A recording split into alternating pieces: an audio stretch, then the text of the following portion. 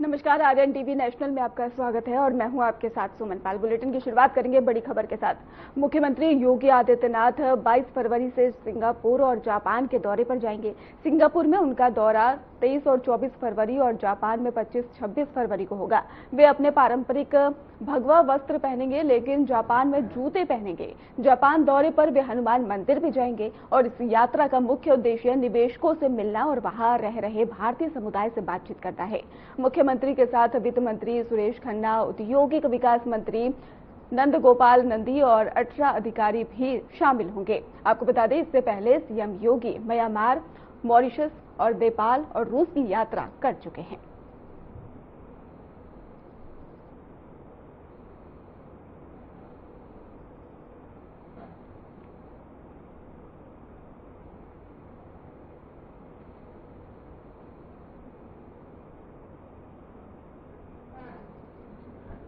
तो भारतीय से मिलने जाएंगे सीएम योगी आदित्यनाथ। आपको बता दें कि मुख्यमंत्री योगी आदित्यनाथ 22 फरवरी से सिंगापुर और जापान के दौरे पर जाएंगे। सिंगापुर में उनका दौरा 23 और 24 फरवरी और जापान में 25 से 26 फरवरी होगा। इसके साथ ही आपको बता दें कि वो भारतीयों से, वहां पर रह रहे भारतीयों से वो खास मुलाकात करेंगे। पारंपरिक भगवा भी वस्त्र पहनेंगे, लेकिन जापान में वो जूते पहनेंगे। जापान दौरे पर वे हनुमान मंदिर भी जाएंगे और इस यात्रा का मुख्य उद्देश्य निवेशकों से मिलना और वहां रह रहे भारतीय समुदाय से बातचीत करना है। मुख्यमंत्री के साथ वित्त मंत्री सुरेश खन्ना, औद्योगिक विकास मंत्री नंद गोपाल नंदी और इसके साथ ही 18 अधिकारी भी शामिल होंगे। और इससे पहले CM Yogi Adityanath Myanmar, Mauritius और नेपाल, रूस की यात्रा कर चुके हैं।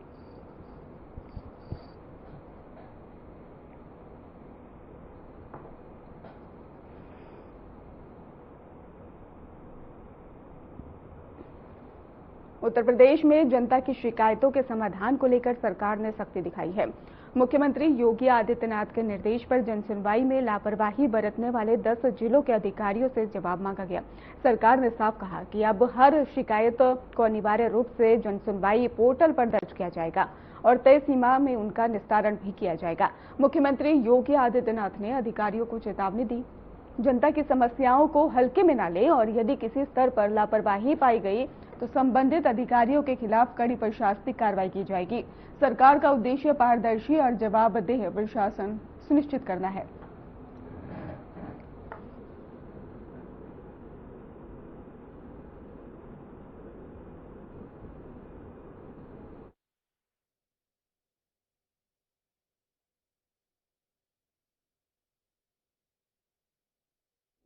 जवाब तलब, योगी सरकार का अधिकारियों को निर्देश। और हर शिकायत जनसुनवाई पोर्टल पर होगी दर्ज।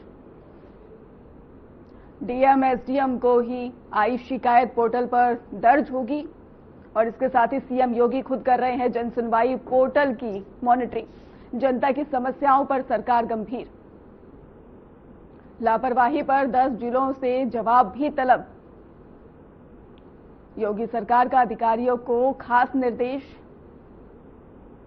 जहां पर हर शिकायत जनसुनवाई पोर्टल पर होगी दर्ज। तो जनता के साथ सीएम योगी आदित्यनाथ की खास वार्ता, जहां पर जनता की समस्याओं पर सरकार गंभीर है, लापरवाही पर 10 जिलों से जवाब भी तलब किया जाएगा और योगी सरकार का अधिकारियों को निर्देश।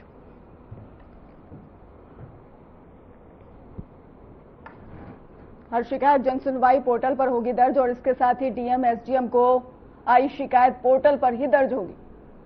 सीएम योगी खुद कर रहे हैं जनसुनवाई पोर्टल की मॉनिटरिंग। बड़ी जानकारी सामने आई, जहां पर जनता की समस्याओं पर सरकार अब काफी ज्यादा गंभीर नजर आ रही है। लापरवाही पर 10 जिलों से जवाब भी तलब किया गया।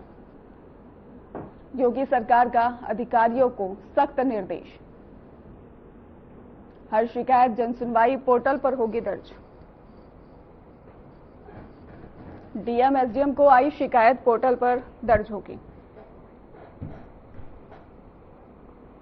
लखनऊ में शंकराचार्य विवाद के बीच में डिप्टी सीएम ब्रजेश पाठक ने 100 बटुकों को ही अपने घर बुलाकर सम्मानित किया। उन्होंने बटुकों को पुष्प वर्षा की है और इसके साथ ही चेताया कि उनकी चोटी खींचने वालों पर पाप लगेगा।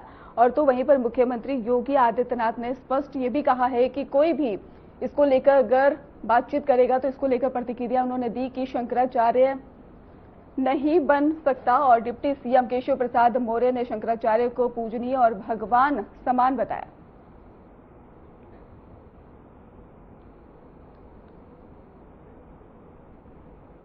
कि शंकराचार्य नहीं लिख सकता। हर व्यक्ति हर पीठ के आचार्य के रूप में जाकर के जहां तहां वातावरण खराब नहीं कर सकता। उन मर्यादाओं का पालन सबको करना होगा। और अगर वो शंकराचार्य थे तो क्यों आप लोगों ने लाठीचार्ज किया था वाराणसी में? क्यों एफआईआर लॉन्च किया था? आप नैतिकता की बात करते हैं। 4.5 करोड़ श्रद्धालु जहां पर आए हों, वहां पर जो एग्जिट गेट है, जहां से श्रद्धालु बाहर निकल रहा है स्नान करके, उस द्वार, उस पेंटून से, उस मार्ग से किसी को बाहर निकलने का कोई वो नहीं, क्योंकि उससे अंदर जाने का कोई प्रयास करता है तो एक नए स्टैम्पेड को जन्म देता है, वहां पे नए भगदड़ को जन्म देता है, श्रद्धालुओं के जीवन के साथ खिलवाड़ करता है। एक जिम्मेदार और मर्यादित व्यक्ति कभी इस प्रकार का आचरण नहीं कर सकता। माघ मेले के दौरान जो बटुकों की चोटी को खींचा गया है उसको कोई भी सही नहीं ठहरा सकता। इसी संबंध में एक प्रश्न के जवाब में हमने कहा था, और ये चोटी को आगे बढ़ाने का महत्वपूर्ण माध्यम बन गया है।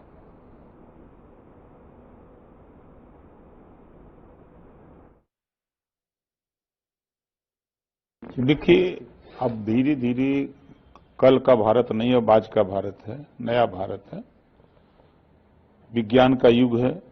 और इस युग में जो एआई के संबंध में जो कार्यक्रम अभी सम्मेलन हुआ है, तो निश्चित है कि भारत को विकसित राष्ट्र बनाने के लिए हर तरह की तकनीकी अपनानी पड़ेगी।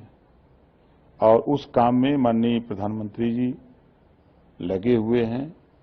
दुनिया के तमाम देशों से वार्ता करके और अपने देश में उसका विस्तार करने में लगे हैं। बिल्कुल ठीक है। ग्लोबल साउथ की बात करिए या और किसी क्षेत्र की बात करिए, एआई आज ऐसा माध्यम देश और दुनिया में विकल्प के तौर पर तैयार हुआ है, जिसको लोग अपनाकर अपने आप को आगे बढ़ा सकते हैं। और प्रधानमंत्री जी के नेतृत्व में दिल्ली के अंदर एआई के महत्वपूर्ण इशू पे कॉन्फ्रेंस होना, चर्चा होना, ये भारत की गंभीरता है, प्रधानमंत्री जी की सजगता है कि उन्होंने ऐसे महत्वपूर्ण मुद्दे पर देश के अंदर कॉन्फ्रेंस करके इस एआई की महत्ता को बढ़ाया। और उम्मीद करते हैं कि हमारा देश और दुनिया इस एआई का लाभ लेकर अपने हितों को, अपने कार्यों को आगे बढ़ाने का काम करेगी। सर, करना शुरू किया है।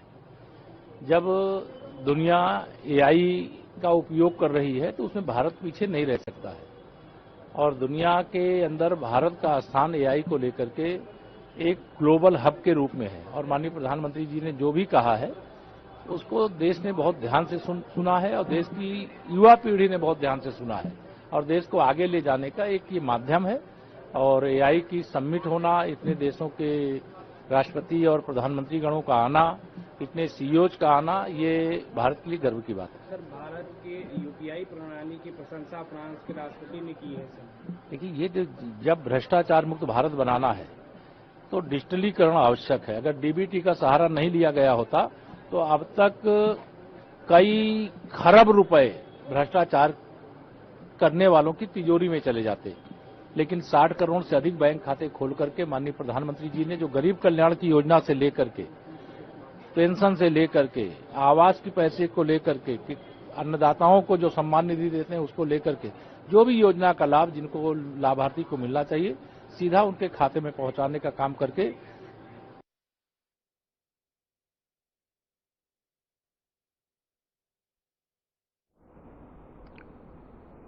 संभल में श्री कल्की धाम में कल्की स्थापना दिवस समारोह का भव्य आयोजन किया गया और इस अवसर पर ही कल्की धाम के पीठाधीश्वर आचार्य प्रमोद कृष्णम को उनकी धार्मिक, सामाजिक, आध्यात्मिक सेवाओं के लिए जगत गुरु की उपाधि दी गई।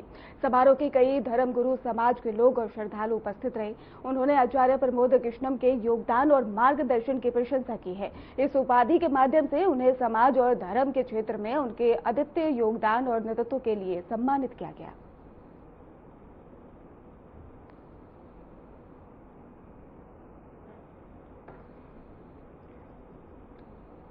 हाथरस में राष्ट्रीय स्वर्ण परिषद के अध्यक्ष पंकज धवरिया की धरना स्थल पर तबीयत अचानक से बिगड़ गई और वे यूजीसी बिल और इसके साथ ही SC/ST एक्ट के विरोध में ही पिछले 13 दिनों से धरने पर बैठे हुए थे। अचानक कमजोरी महसूस होने के बाद बेहोश हो गए और जिससे मौके पर हड़कंप मच गया। सूचना मिलते ही पुलिस और प्रशासन के अधिकारी सक्रिय हो गए। डॉक्टरों की टीम ने मौके पर जाकर उनका ब्लड प्रेशर और स्वास्थ्य जांच की। फिलहाल उनके स्वास्थ्य को सामान्य बताया जा रहा है। एहतियातन पुलिस ने उनके घर और धरना स्थल पर बल तैनात कर रखा है।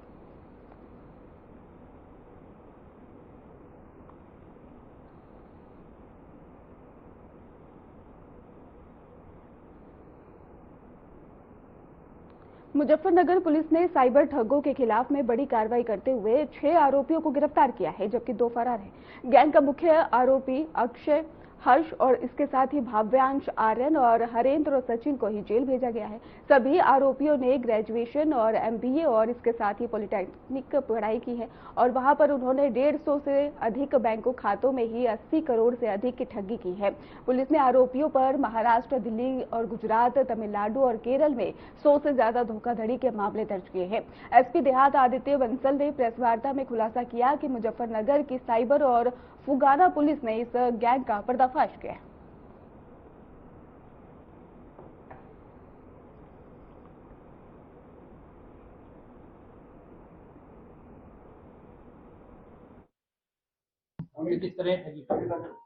जनपद मुजफ्फरनगर में SSP सर के निर्देशन में साइबर अपराध को टॉप प्राथमिकता देते हुए साइबर अपराधियों के विरुद्ध लगातार एक कार्रवाई का एक अभियान चल रहा है। इसी क्रम में प्रतिबिंब पोर्टल, जो गृह मंत्रालय भारत सरकार का एक प्रतिबिंब पोर्टल है, उसके माध्यम से एक शिकायत प्राप्त हुई थी कि महाराष्ट्र में एक साइबर फ्रॉड किया गया। उस साइबर फ्रॉड का जो पैसा है वो हमारे जनपद मुजफ्फरनगर के थाना फुगाना के निवासी एक अक्षय, उसके खाते में पैसे प्राप्त हुए। फ्रॉड इस प्रकार हुआ था कि मेक माई ट्रिप का एक फर्जी पोर्टल तैयार किया गया। फर्जी पोर्टल पे जब कस्टमर ने अपनी मोबाइल नंबर डिटेल सब भरी तो उस मोबाइल नंबर प्राप्त करके उसे संपर्क किया गया। उसको एक डील ऑफर की गई और उस डील ऑफर करने के बाद जो उसको पेमेंट के लिए QR कोड दिया गया, उस QR कोड में उससे पैसे प्राप्त कर लिए गए। तो पैसे हमारे यहाँ का जो एक फुगाना निवासी है उसके खाते में पैसे प्राप्त हुए थे। इस पूरी सूचना पर जब इस पे काम कर रहे थे थाना फुगाना और साइबर थाना मुजफ्फरनगर की संयुक्त टीम ने इस पे पूरा काम किया। काम करने के बाद कल रात में इसमें कुल 6 लोग इसमें गिरफ्तार किए गए हैं। 4 लोग जनपद मुजफ्फरनगर के रहने वाले हैं, एक उत्तराखंड का रहने वाला है और एक जो है गाजियाबाद का रहने वाला है। इन 6 लोगों के पास से फर्जी आधार कार्ड, फर्जी पैन कार्ड बरामद हुए हैं। कई सारी इसमें KYC जो बैंक की किट्स होती हैं, किट्स बरामद हुई हैं। ATM कार्ड बरामद हुए हैं, बैंक की पासबुक्स बरामद हुई हैं, कंप्यूटर मॉनिटर, प्रिंटर आदि जो इलेक्ट्रॉनिक हार्डवेयर है वो इनके पास से बरामद हुआ है। जब इनके मोबाइल फोन्स चेक किए गए तो मोबाइल फोन्स में लगभग 100 बैंक खातों की डिटेल्स जो है हमें प्राप्त हुई हैं। उन 100 बैंक खातों को जब चेक किया गया तो उनमें 100 से भी ऊपर साइबर कंप्लेंट्स जो फ्लैग हो रखी हैं, वो साइबर कंप्लेंट्स विभिन्न राज्य, महाराष्ट्र, गुजरात, तमिलनाडु, दिल्ली, UP, कई राज्यों से साइबर कंप्लेंट्स उसमें फ्लैग हो रखी हैं। कई जगह का साइबर फ्रॉड का पैसा इन खातों में आ रखा है। उन जब सभी साइबर कंप्लेंट्स को एनालाइज किया गया तो लगभग 80 करोड़ से ऊपर का जो साइबर फ्रॉड जो है वो कमिट हो चुका था उन कंप्लेंट्स में। और उन साइबर कंप्लेंट का जो पैसा है वो इन खातों में आया था। जो खाते ये 6 लोग के पास से जो बरामद हुए हैं, ये 6 लोग उन खातों को ऑपरेट कर रहे थे। पिछले 2 महीने में ही उन खातों में लगभग 30 लाख रुपए के आसपास उनमें पैसा भी आया है। इनके पास से जब पूछताछ की गई तो उन्होंने बताया कि हम जो अपने फर्जी आइडेंटिटी कार्ड, अपने फर्जी आधार कार्ड, पैन कार्ड के आधार पर बैंक अकाउंट्स खुलवाते हैं और अन्य लोगों को भी पैसों का लालच देके 5,000, 10,000, 15,000 देके बैंक अकाउंट्स उनके खुलवाते हैं। उन बैंक अकाउंट्स में जो है साइबर फ्रॉड का पैसा मंगवाते हैं और उसको फिर USDT में कन्वर्ट करके आगे बेचते हैं, जिसका कुछ परसेंटेज कमीशन इनको मिलता है। इसके अलावा ये फर्जी मेक माई ट्रिप का पोर्टल बनाना या क्रेडिट कार्ड करना, इस प्रकार के अन्य साइबर फ्रॉड भी करते हैं।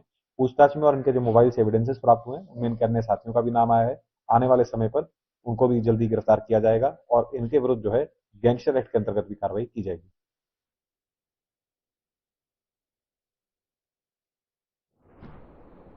अंबेडकर नगर में मंडलायुक्त राजेश कुमार ने कलेक्ट्रेट, तहसील और ब्लॉक का निरीक्षण किया है। निरीक्षण के दौरान सभी कार्य संतोषजनक पाए गए। उन्होंने अधिकारियों को सभी स्टॉक रजिस्टर की जांच और सत्यापन सुनिश्चित करने के निर्देश भी दिए। इस दौरान ही जिलाधिकारी समेत सभी वरिष्ठ अधिकारी मौजूद रहे और निरीक्षण की पूरी प्रक्रिया में भाग लिया। मंडलायुक्त ने कहा कि कागजी कार्रवाई में कोई अनियमितता नहीं होनी चाहिए और हर कार्यालय में नियमों का पालन होना जरूरी है।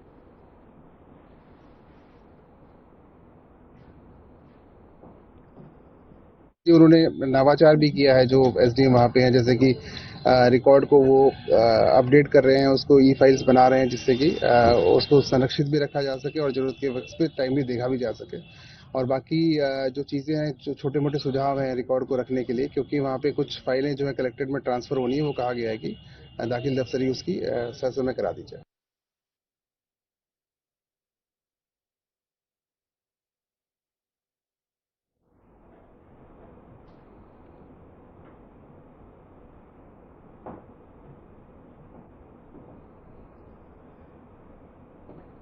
बरेली के सीबीगंज में मौजूद सुपीरियर शराब फैक्ट्री पर आयकर विभाग ने अचानक से छापा मारा और अधिकारियों को शक है कि फैक्ट्री ने करोड़ों रुपए की यहां पर टैक्स चोरी की है और आयकर डेटा में गड़बड़ी की है। और इसके साथ ही फैक्ट्री का मुख्य गेट बंद कर पीएसी के जवान तैनात किए गए और जिससे बाहर की आवाजाही पूरी तरह से रोकी गई है।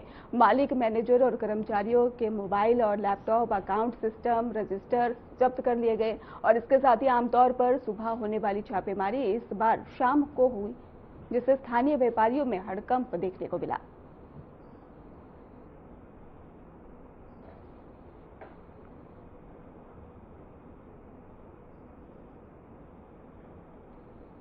सुनहरी नगर पार्क में पानी की टंकी फटने से अफरा तफरी मच गई और गुरुवार को ही मोहल्ला सुनहरी नगर में हाल ही में बनी पानी की टंकी की पाइपलाइन और अचानक से फट गई, जिससे कि पार्क और आसपास का इलाका जलमग्न हो गया।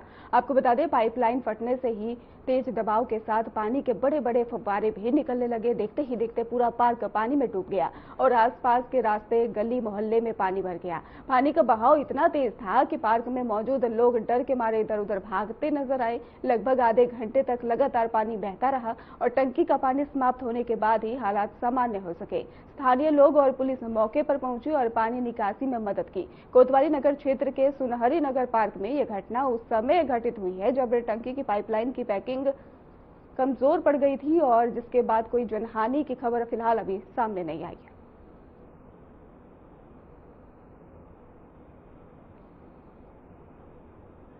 वरुणा नदी की सफाई के लिए एक एसटीपी बनाने की तैयारी भी शुरू हो गई है। आपको बता दें, इस नए प्लांट की क्षमता 60 एमएलडी होगी और केंद्रीय जल शक्ति मंत्री सीआर पाटिल ने हाल ही में परियोजना स्थल का दौरा किया है और मैप के माध्यम से पूरे प्रोजेक्ट का विवरण देखा।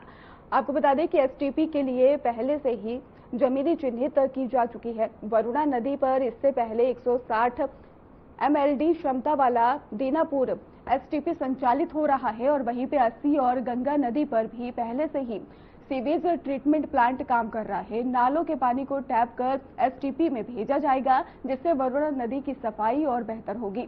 नए एसटीपी के साथ वरुणा नदी की कुल सफाई की क्षमता 200 एमएलडी तक बढ़ गई है। इससे पहले केंद्रीय मंत्री ने भगवानपुर में मौजूद एसटीपी का भी निरीक्षण किया था।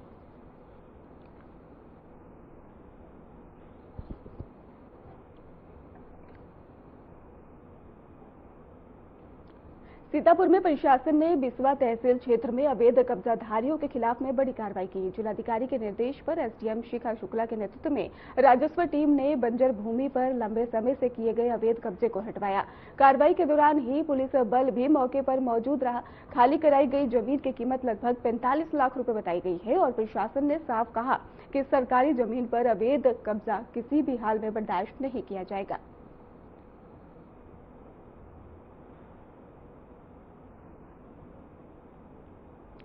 बुलंदशहर में नीरज पुत्र शीशराम की हत्या का मामला सामने आया। पुलिस ने हत्या में उसकी पत्नी पूजा और उसके प्रेमी गौरव उर्फ रोहित को गिरफ्तार किया है। पूजा और गौरव के बीच में अवैध संबंध थे, जिसे नीरज ने देख लिया था और बदला लेने के लिए दोनों ने नीरज को ट्यूबवेल पर शराब पिलाई और गमछे से गला दबाकर हत्या कर दी। हत्या के बाद ही इसे सड़क दुर्घटना का रूप देने के लिए ऑटो पलट कर नीरज की गर्दन दबा दी गई। पोस्टमार्टम में गला दबा देर रात्रि में थाना शिकारपुर पर सूचना प्राप्त हुई कि थाना क्षेत्र के रानीवाला चौक के निकट एक टेम्पू पलट गया है, जिसके नीचे एक युवक दबा हुआ है। सूचना पर तत्काल थाना पुलिस के द्वारा शव को निकालकर पंचायतनामा एवं पोस्टमार्टम की कार्रवाई कराई गई। घटनास्थल निरीक्षण व अन्य पहलुओं पर जांच करने पर प्रकरण कुछ संदिग्ध प्रतीत हुआ कि यह घटना दुर्घटना की न होकर कुछ और है। पीएम रिपोर्ट प्राप्त होने पर मृत्यु का कारण स्ट्रैंगुलेशन मिलने पर इस शक की पुष्टि हुई, जिसके बाद इसमें और गहराई से जांच पड़ताल करने पर जानकारी हुई कि मृतक युवक नीरज की पत्नी पूजा के संबंध एक रोहित नाम के युवक से थे और इस रोहित ने ही अपने साथी ओमवीर के साथ इस व्यक्ति नीरज को ले जाकर पहले शराब पिलाई और उसके बाद उसके अंगूछे से उसका गला दबाकर हत्या कर दी और उसके बाद इस पूरी घटना को एक दुर्घटना के रूप में परिवर्तित कर दिया।